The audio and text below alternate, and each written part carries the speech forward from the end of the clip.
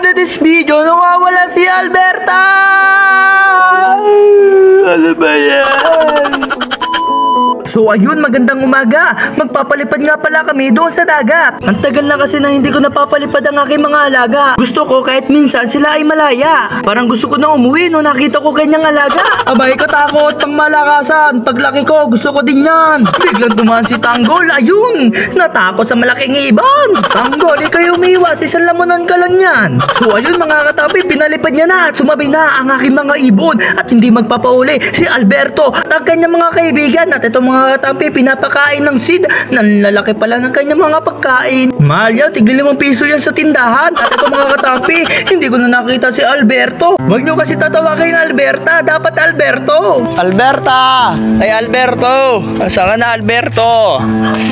Parang nawawalan ako ng pag-asa. Unting-unting bumibitaw ang aking pagpito. Eto, nahihinayang sa pagkawala mo. Eto, nakupo lamang sa tabi. Hindi mapakali. Lagi tinitingnan ng itaas. Alberto, sana ikaw ay lumabas. Nakita po kayong ibon, tay. Anong kulay niyo? Kulay yellow po. Ano, bayaran ko na lang po.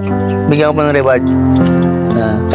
Ipagbigay alam pag nakita sa Pork 5 o Pork 4 na marinig, meron tayong reward mga katampi. Nawawalan na ako ng pag-asa, lagi nakatingin sa likuran na baka sakali Alberto sana masaya ka kung saan ka man. Ngayon pauwi na ako at pupunta kung saan kami nakopeso nakita ko tong kabibe. Ipaprank natin sila mga katampi, ilalagay ko sa loob ng aking damit. Kunwari nakita ko si Alberto at dito nakatago mga katampi at pumunta na ako sa pesto at na yun, yung malaking ibon, parang laki na kanyang tiyan para nalunok niya ata si Alberto. Ikaw malaking ibon, iluwa mo na si Alberto. Ikaw yata ang kumain sa kanya, ang laki ng tiyan mo. Kaya pala naliligaw si Alberto. Baliktad yung aking damit. Ayun, napakembot ang mga katampi. Tapos yung short ko para mawawasak pa. At may nakasabit pang ibon. Ano yun? Paglingon ko, nandito pala si Tata Simo. Hinahalikan kanyang ibon. Galing, ngayon ko lang nalaman yun.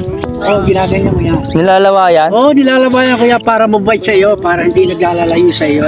Tata Simo, sakto. Yo. So ayun mga katampi, pauwi na ako. Nagpalit ako damit kasi baligtad yung damit ko. Kaya ako naliligaw. Ay, naliligaw yung ibon ko. Pag uwi ko, may mga bisita pala kayo mga katampi. Oo nga pala, birthday nga pala ng nanay ng asawa ko na nasa heaven. Mga katampi! Mga katampi! Mga vlogger bigla! Syempre, namigay tayo sa mga followers natin ng mga isda. Isda lang kasi yung ibon natin ay wala pa. Pakita mo, pakita mo.